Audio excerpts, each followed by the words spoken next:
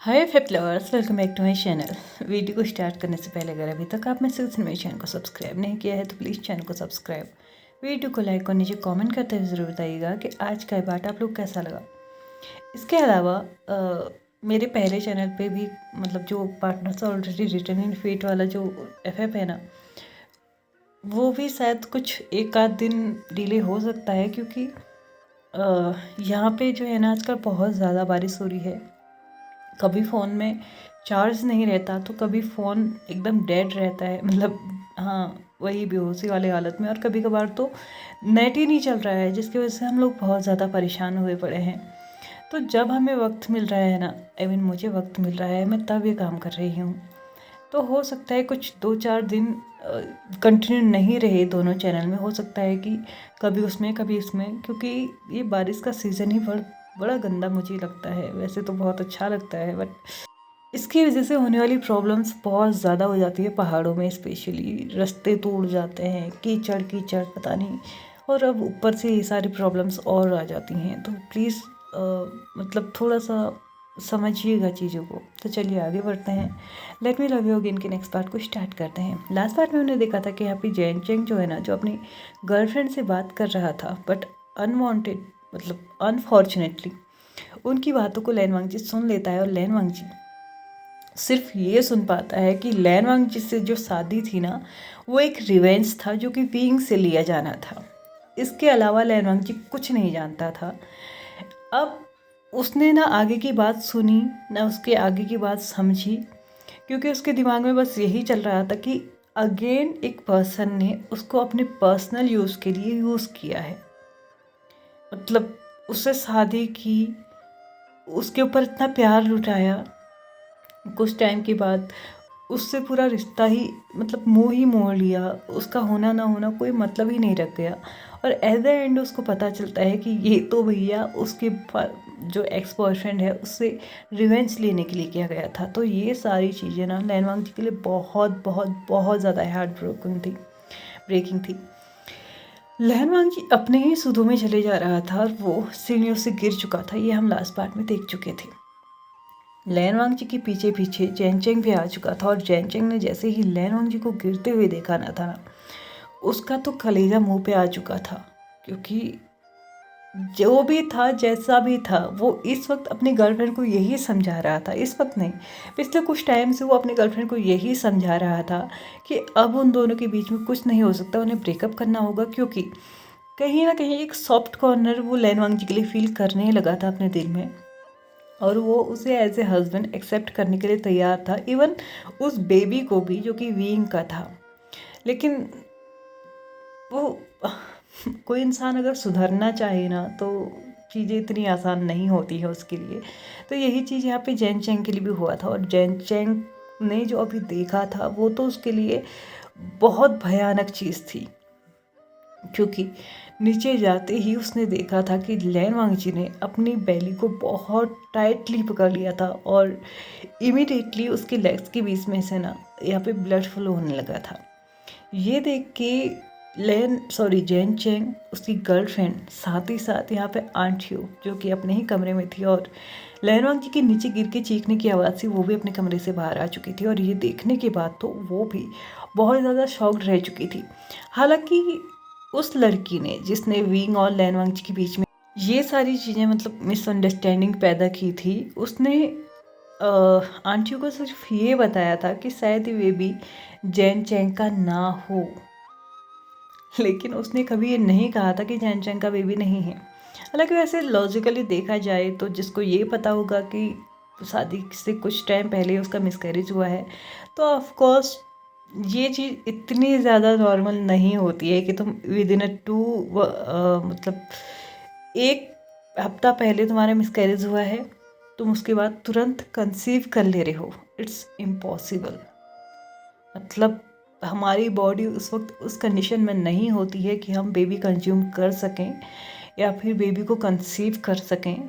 Of course उसके भी कुछ साइकिल्स होते हैं, कुछ पीरियड्स होते हैं, और उसी पीरियड में हम लोग प्रेगनेंसी कंसीव करते हैं जो फीमेल्स होती हैं।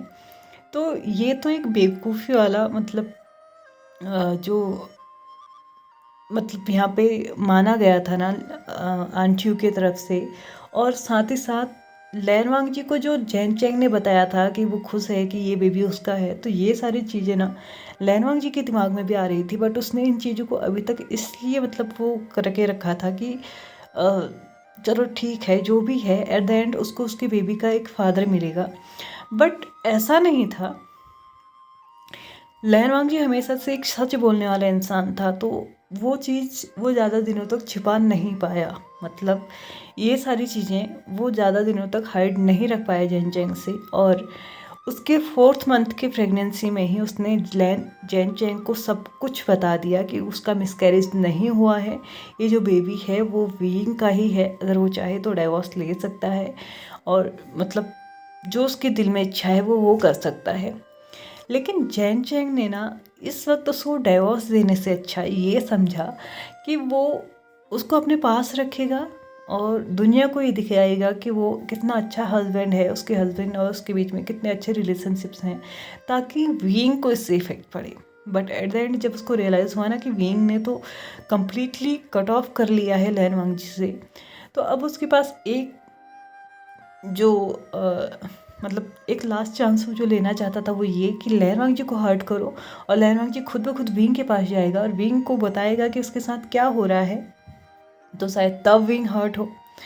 बट उसके इन सारे प्रोसेस में उसको यही नहीं समझ में आया कि वो सच में लैनवांग जी के कितने करीब आते जा रहा है। वो उसको पसंद करने लगा था, और कहीं ना कहीं उस पसंद की वजह से ना उस बेबी को भी एक्सेप्ट करने के लिए तैयार था। करेंटली लैनवांग जी अपने मतलब 9th मंथ स्टार्टिंग के पीरियड में था, तो यहाँ पे उसका डिलीवरी जो था ना वो 3 वीक के बाद होने वाला था। बट अनफॉर्चुनेटली पहले ही इस एक्सीडेंट को फेस कर चुका था। यहाँ पे उसने अपनी वेरी को बहुत टाइटली पकड़ा हुआ था, हालांकि वो पूरी कोशिश कर रहा था कि वो अपना कॉन्शियस ना खोए, बट हर एक चीज़ इंसान के हाथ में नहीं होती है। जैन चैंग की गर्लफ्रेंड और आंटियों, ये तीनों ही वहाँ पे पहुँच चुके थे। उन्होंने लैनवांग जी को मतलब उठा भी लिया था। जैन चैंग ने उसको उसके सर को अपने लैप पे रखा, उसके बाद बोला कि उसे कॉन्शियस नहीं खोना है, उसे कॉन्शियस रहना है। बट क्या किसी के कहने भर से हम अपने सेंस को ऐसे ही स्टिल रख सकते हैं? बिल्कुल नहीं। एक तो ये पेन, ऊपर से ये सारी चीज़ें जो उसने अभी देखी थी, ये सारी चीज़ें लैनवांग जी को और वीक बना रही थी, और उससे बस 2 मिनट लगे थे अपने सेंस को खोने में और अनकॉन्शियस होने में। जैन चैंग ने लैनवांग जी को उसी तरीके से, वही ब्लड में सना हुआ, उसने उसको अपने आर्म्स में लिया, और यहाँ पे वो अपनी मदर और अपनी गर्लफ्रेंड दोनों के ही साथ हॉस्पिटल के लिए निकल चुका था। यहाँ पे जो था ना, इमिडिएटली लैनवांग जी का ऑपरेशन भी शुरू हो चुका था, क्योंकि वो ऑलरेडी अनकॉन्शियस था और यहाँ पे अभी कोई रिस्क नहीं लिया जा सकता था। और जैसे कि ऑलरेडी मतलब डॉक्टर बता चुकी थी कि प्रेगनेंसी बहुत ज़्यादा मतलब खतरे में है, प्रेगनेंसी रिस्की है। तो इस चीज़ को ध्यान में रखते हुए ना जैन चैंग बहुत ज़्यादा घबराया हुआ था, क्योंकि ऑलरेडी डॉक्टर से बोल चुके थे कि बच्चे की ग्रोथ प्रॉपरली नहीं हो रही है, और साथ ही साथ लैनवांग जी भी उतना केयर नहीं कर पा रहा है खुद का। इस वक्त ना वो अपने आप में ही एक रिग्रेट फील करने लगा था कि आखिरकार उसने एक इनोसेंट लाइफ को इस तरीके से क्यों स्पॉइल किया। मतलब अपनी माँ को उसके खिलाफ कर दिया, उसके बॉयफ्रेंड को उससे दूर कर दिया। चलो छोड़ो इन सब चीज़ों को, मैंने उससे शादी की थी तो ये मेरी रिस्पॉन्सिबिलिटी थी कि मैं उसको खुश रखता। बट कुछ टाइम पीरियड के बाद ही मैंने उसको देखना तक बंद कर दिया। वो उसको रिमेम्बर कराता था तुम्हारी मेडिसिन्स, तुम्हें खाना खाना है, बट मेंटल पीस उसने उसका बिल्कुल भी ध्यान नहीं रखा। और ये सारी चीज़ें जैन चैंग को एक एक करके इस वक्त याद आ रही थी। हालांकि वो अपनी गर्लफ्रेंड से पिछले कुछ हफ्तों से ये बोल रहा था कि वो अब कंटिन्यू नहीं कर सकते, क्योंकि उसे अपने हस्बैंड के साथ एक न्यू लाइफ स्पेंड करनी है, और उस लाइफ को वो उसी के साथ स्पेंड करना चाहता है और हैप्पीली इंजॉय करना चाहता है। तो इस रिलेशनशिप को यहीं पे ख़त्म होना होगा। बट क्या कोई इंसान ये चीज़ एक्सेप्ट कर सकता है कि तुम्हारा बॉयफ्रेंड, जिसने तुम्हारे मतलब तुमसे ये सब कुछ कराया, एट द एंड वो तुम्ही को इस सब से साइड रख रहा है, तो क्या मतलब ऐसा हो सकता है कि वो इजीली हाँ यार जाओ जी लो तुम अपनी लाइफ, ऐसा बोल सकती है? और स्पेशली आज की जनरेशन में बिल्कुल भी नहीं। तो इस चीज़ को सॉर्ट आउट करने के लिए उस लड़की ने, और वो लड़की कोई और नहीं वैन किंग थी, वैन किंग ने यहाँ पे जो है ना मतलब जैन चेंग से कनेक्ट करने का बहुत कोशिश किया, बट जैन चेंग ने जैसे कुछ हफ्तों से उससे अपना पूरा कनेक्शन ही कट ऑफ कर लिया था। बट एट द एंड थक हार के उस लड़की को घर ही आना पड़ा, और वो नहीं जानती थी कि उसका एक स्टेप ऐसा रूप ले लेगा, क्योंकि उसने कभी नहीं सोचा था कि ये सब कुछ हो जाएगा। यहाँ पे लगभग 2 घंटे लग चुके थे। बाहर ही तीनों बहुत ज़्यादा वरीड थे। आंटियों ने लैन सीचेन को भी इन्फॉर्म कर दिया था, और अपने हस्बैंड यानी कि जैन फेंगमियान को भी इन्फॉर्म कर दिया था, और वो लोग भी इस वक्त बाहर ही खड़े थे। सभी लोग बहुत ज़्यादा वरीड थे, क्योंकि उन्हें नहीं पता था अंदर क्या हो रहा है और बाहर उन्हें क्या खबर मिलने वाली है। लेकिन एक चीज़ वो श्योर जानते थे कि अगर बेबी सही होगा तो उन्हें जल्दी ही उसकी रोने की आवाज़ सुनाई देगी। यहाँ पे उनकी एक्सपेक्टेशंस के तहत उन्हें वो आवाज़ सुनाई भी दी। फाइनली बेबी की रोने की आवाज़ अंदर से सुनाई दी थी। ये देख के कहीं ना कहीं जैनचंग रिलीफ फील कर रहा था, बट नेक्स्ट मोमेंट उसको याद आता है कि प्रेगनेंसी बहुत ज़्यादा रिस्की थी। वो एक और डर में चली गया था कि कहीं लैनवांग जी, वो इस चीज़ को सोचना भी नहीं चाहता था। थोड़ी ही देर के बाद डॉक्टर्स बाहर आते हैं, और डॉक्टर्स ने जैनचेंग और जैनचेंग की फैमिली के पास आते हुए बोला कि फ़िलहाल दोनों की दोनों ठीक हैं, दोनों ही ठीक हैं, बट हाँ हम बच्चे की गारंटी नहीं ले सकते, क्योंकि वो ऑलरेडी बहुत ज़्यादा वीक है। फ़िलहाल तो हम उसे आईसीयू में शिफ्ट कर रहे हैं, लेकिन इतने छोटे से बेबी के लिए मुझे नहीं लगता कि आईसीयू भी मतलब कुछ काम कर पाएगा, क्योंकि बच्चा ऑलरेडी बहुत ज़्यादा वीक था। ऊपर से जो सीढ़ियों से नीचे लैनवांग जी गिरा था, उस वक्त उसको भी कुछ चोटें आई हैं, इंटरनल कुछ इंजरीज उससे भी हुई हैं। तो इस बेबी के लिए शायद ये सारी चीज़ें बहुत ज़्यादा रिस्की हो सकती हैं। यहाँ पर से चीज़ें शिफ्ट होती हैं 4 दिन के बाद।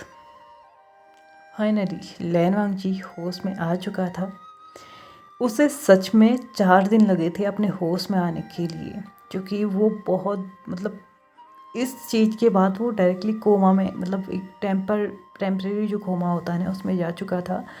डॉक्टरों की बहुत कोशिश करने के बावजूद भी उसने कोई रिस्पांस नहीं दिया था, लेकिन हाँ वो मेंटली डेड नहीं था, इसलिए हर कोई उसके होश में आने का इंतज़ार कर रहे थे।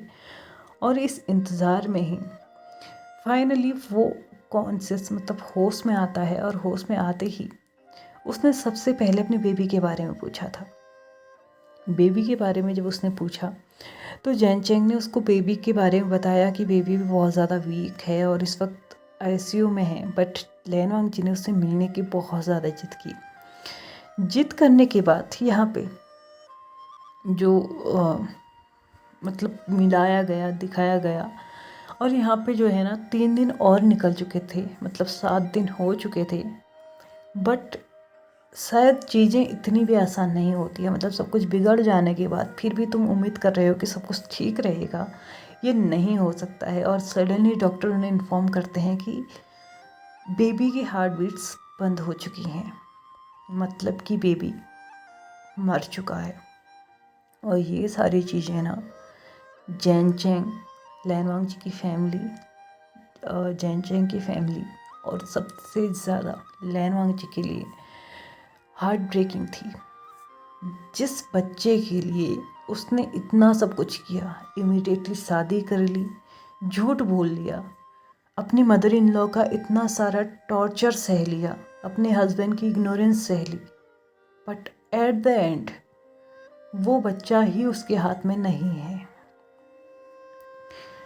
उस बच्चे के लिए लैनवांग जी ने न जाने कितने बार अपने सेल्फ रिस्पेक्ट को तब तक गिराया, मतलब जैसे जैसे आंटी कहते गई वो वैसे वैसे करते गया। वैसे वैसे वो मूव करते रहा। उसके हस्बैंड का चेंज बिहेवियर भी उसने एक्सेप्ट किया। बॉयफ्रेंड के साथ तो ब्रेकअप हो ही गया था, लेकिन ये सडनली जो शादी का प्रेशर उसके ऊपर आया वो भी उसने एक्सेप्ट किया। क्यों? सिर्फ एक बच्चे के लिए, ताकि बच्चे को कल के दिन कोई ये ना कह सके कि ये एक नाजायज़ औलाद है। बच्चे को एक अच्छी परवरिश, एक अच्छा भविष्य मिल सके, इस वजह से वो खुद एक तकलीफ़ में जी रहा था, एक ऐसी घुटन में जो कि उससे सही नहीं जा रही थी, और इसका रिजल्ट आज उसके सामने था। काश उसने वो मूव तब ले लिया होता, तब इस घर को छोड़ दिया होता, कुछ अपने बलबूते पे कर लिया होता, तो शायद आज उसका बेबी, हाँ, उतनी लग्जीरियस लाइफ शायद उसकी लाइफ में नहीं होती, लेकिन एटलीस्ट वो जिंदा होता। जैन चैंग के लिए भी ये सारी चीज़ें बहुत ज़्यादा हार्ट ब्रेकिंग थी। मतलब वो उस बच्चे को एक्सेप्ट करना चाहता था, लैनवांग जी को एक्सेप्ट करना चाहता था, लेकिन ये क्या हो गया? वो लैनवांग जी को संभालने की कोशिश कर रहा था, लेकिन लैनवांग जी ने झटके से उसको अपने से दूर किया। उसके बाद बोला, खबरदार, तुम मेरे आसपास आज के बाद नहीं आओगे। डिवोर्स पेपर्स तुम्हारे घर पहुंच जाएंगे, प्लीज़ साइन कर देना। आप में से किसी को भी यहाँ पे रहने की ज़रूरत नहीं है, प्लीज़ चले जाइए। मैं किसी से भी कोई बात नहीं करना चाहता। थैंक यू सो मच यहाँ पे आने के लिए और मेरी लाइफ में इतना ज़्यादा कियोस मचाने के लिए। Thank you so much. यहाँ पे डॉक्टर्स ने भी इस वक्त उन सभी को यही बोला कि लैनवांग जी को अकेला छोड़ देना ही बेहतर होगा, क्योंकि वो मेंटली खुद को स्टेबल करना चाहता है। अगर काम में से कोई भी उसको फोर्स करेगा तो शायद चीज़ें और ज़्यादा बिगड़ जाएंगी, इसलिए कुछ टाइम के लिए उसे अकेले रहने दिया जाए। और हर किसी को यही लग रहा था कि शायद लैनवांग जी कुछ टाइम के लिए, मतलब इमोशनली जो ब्रेकडाउन अभी हुआ है वो उसकी वजह से अकेले रहना चाहता है, और शायद कुछ टेंट्रम्स थ्रो कर रहा है। बट ये चीज़ उन्हें तब रियलाइज़ हुई कि जैन चैंग सच में क्या सोच रहा है, सॉरी, लैनवांग जी क्या सोच रहा है, जब लैनवांग जी डिस्चार्ज हो चुका था, हॉस्पिटल से बाहर आ चुका था, और जब जैन चैंग उसको लेने के लिए, मतलब घर लेने के लिए आया था, तो यहाँ पे वो घर भी गया था। बट घर जाते ही सिर्फ 1.5 घंटे के बाद ही उसने अपने बैग्स पैक कर लिए थे। जितना भी मतलब कैश वैश उसके पास था, जितनी भी ज्वेलरी वगैरह उसके पास थी, सारा इकट्ठा कर के, हाँ, उसने कुछ भी जियांग्स का नहीं लिया था। जो भी जियांग्स ने उसको दिया था उसने कुछ भी नहीं लिया था, वो एकदम साइड था। उसके हाथ से वेडिंग रिंग निकल गई थी। और जैन चैंग ने जो एफडीज जो कुछ भी उसके और उसके बच्चे के नाम पे करवाई थी, वो वापस उसने जैन चैंग को दे दी थी। हाँ, शादी के पहले की जो भी चीज़ें उसके पास थी, वो चीज़ें, वही चीज़ें वो लेके उस घर से निकल चुका था। जैन चैंग ने उसको मतलब रोकने की बहुत ज़्यादा कोशिश की, बट वो नहीं रुका। और यहाँ पे फाइनली 2 दिन के बाद जैन चैंग को एक नोटिफिकेशन आता है, जो कि कोर्ट के एंड से था, और वो डिवोर्स पेपर्स थे। हालांकि जैन चैंग इतनी इजीली नहीं माना था, लेकिन फिर भी सेल्फ डिफेंस के मतलब उसमें लैनवांग जी ने कोई लॉयर हायर नहीं किया था, वो ग्रेजुएटेड था, तो उसने सेल्फ डिफेंस यहाँ पे किया था और खुद ही अपना केस लड़ा था, जिसकी वजह से फाइनली वो इस केस को जीत चुका था। क्योंकि लैनवांग जी ने कोई एलिमनी नहीं मांगी थी, किसी भी तरीके की मांग नहीं की थी, कोई अपने राइट्स नहीं लिए थे, उसे बस डिवोर्स चाहिए था। और जितनी भी चीज़ें यहाँ पे उसने दिखाई थी, जैन चैंग ने भी उन चीज़ों से डिनाई नहीं किया कि उसने अपने हस्बैंड के साथ मिसबिहेव किया, उसकी मदर ने मिसबिहेव किया, उसने कुछ भी डिनाई नहीं किया। जो कुछ था सच उसने सामने रखा। लेकिन हाँ, उसने एक चांस ज़रूर मांगा था कि वो चाहता है कि वो अपनी गलती को सुधारे, लेकिन जैन चैंग को शायद मौका देने के लिए लैनवांग जी तैयार नहीं था। और एट द एंड उनकी मतलब जो शादी थी ना, वो खारिज हो चुकी थी, मतलब उनका डाइवोर्स हो चुका था। लेकिन इससे ना जैन चैंग के दिमाग में भी कहीं ना कहीं असर पड़ा था, और उसको भी ना मेंटल इश्यूज होना स्टार्ट हो चुके थे। हालांकि वो परमानेंटली मेंटल नहीं हुआ था, वो कभी कभी मतलब इस स्टेज में चले जाता था जहाँ पे उसका दिमाग बस एक ही चीज़ सोच रहा होता था कि उसे लैन वांग जी के साथ रहना है। लैन वांग जी उसका हस्बैंड है और लैन वांग जी मतलब उसको अपनी लाइफ में किसी न किसी तरीके से चाहिए। इसलिए वो चाहता था कि उसका डाइवोर्स होने के बावजूद भी वो लैन वांग जी को बस ट्रैक कर रहा था, उससे मतलब बात करने की कोशिश कर रहा था। लेकिन हाँ, पिछले कुछ टाइम से लैन वांग जी का अता पता कुछ भी नहीं था। लेकिन एट द एंड जब से वो इस कंपनी में यानी कि विंग और वेसांग इन दोनों की ही कंपनी में यहाँ पे जब वो काम कर रहा था ना, तो तब से ही यांग्स ने फिर से उसको ट्रैक करना स्टार्ट किया था। और आज फिर से जैन चेंग यहाँ पे आया था फिर से एक चांस मांगने के लिए। लेकिन शायद लैन वांग जी को ये चांस देना मंजूर नहीं था, क्योंकि सच यही था भैया कि वो अब अपनी लाइफ में किसी को नहीं चाहता था। तो यहाँ पे कंटिन्यू करते हुए लैन वांग जी बोलता है, तुमने उस रिवेंज के चलते ये सब कुछ किया ना, लेकिन क्या तुम्हें पता है तुमने क्या किया है? तुमने मेरी ज़िंदगी बर्बाद की। चलो एक पल के लिए मेरी ज़िंदगी तो फिर भी सुधर गई, लेकिन मेरे बच्चे का क्या? वो तो चले गया ना इस दुनिया से, और सिर्फ तुम्हारी वजह से। मैंने अपना बच्चा खो दिया सिर्फ तुम्हारी वजह से। क्या तुम ये करते अगर वो तुम्हारा बच्चा होता तो? क्या तुम ये सब कुछ होने देते? क्या तुम मेरे साथ वो सब कुछ करते अगर वो तुम्हारा बच्चा होता तो? बिल्कुल भी नहीं। अगर वो तुम्हारा बच्चा होता ना, तो शायद तुम मुझे नाजुक से रख रहे होते। लेकिन अनफॉर्चुनेटली वो बच्चा विंग का था, और यही उसका सबसे बड़ा कसूर था कि वो विंग का बेबी होते हुए जियांग्स मैंसन में था। क्योंकि जिस मैंसन में वो था ना, उस मैंसन का ओनर उसके रियल फादर से नफ़रत करता था। और उस नफ़रत में इतना अंधा हो चुका था कि उसे ये महसूस ही नहीं हुआ कि वो क्या कर रहा था। उसने उस बेबी की लाइफ स्पॉइल कर दी, मेरी खुशियाँ छीन ली। तुम्हें अगर बदला लेना था तो 1-to-1 विंग से लेते। तुम्हें जो करना था उसके साथ करते। तुमने मुझे चुना क्यों? क्या लगता है तुम्हें विंग को इससे फ़र्क पड़ा होगा? अरे उसे तो आज तक यही नहीं पता होगा कि वो कभी बाप बनने वाला था। उसे आज तक ये नहीं पता होगा कि उसके एक्स बॉयफ्रेंड को उसके रिवेंज के लिए इस्तेमाल किया गया था। तुम मुझे मोहरा बना के उसे तकलीफ़ देना चाहते थे। तुम्हें पता भी है, एक वक्त ऐसा आ चुका था कि मैं उसके सामने अगर मर भी जाता ना, तो भी उसे कोई फ़र्क नहीं पड़ता कि उसके सामने मेरी शादी हो गई। तुम्हें लगता है कि उसे कोई फ़र्क पड़ा होगा? वो हमारी रिसेप्शन पार्टी पे आया था, अगर तुम्हें याद ना हो तो मैं तुम्हें याद दिला दूँ। उसकी फेस पे स्माइल थी और वो तब भी ड्रिंक कर रहा था। और तुम्हें लगता है कि तुम मुझे मुझे इस्तेमाल करके उससे बदला लोगे। लेकिन उम्मीद है तुम्हारा बदला ख़त्म हो गया होगा, क्योंकि अब मैं तुम्हारे इस बदले का कोई पार्ट नहीं बनना चाहता। तो please just get out from there and या फ्रॉम माई लाइफ ऑल्सो। मैं तुम्हें ऑफिशियली निकाल चुका हूँ, तो प्लीज़ पर्सनली भी निकल जाओ। मुझे सच में कोई इंटरेस्ट नहीं है तुम्हें मेरी लाइफ में रखने का। Please get out from my life. क्या जैन चेंग सच में निकल जाएगा, या फिर ये सब कुछ एक और बड़ा तूफान लेके आएगा? ये तो हम जानेंगे आने वाले एपिसोड में, क्योंकि अभी मैं टाइम हो चुका है इस पार्ट को यहीं पे ख़त्म करने का। तो चलिए फ्रेंड्स, आज के इस पार्ट को यहीं पे ख़त्म करते हैं। वीडियो पसंद आया तो प्लीज़ लाइक से सब्सक्राइब एंड कमेंट करते भी जाइएगा। Thank you so much for watching my video and bye bye.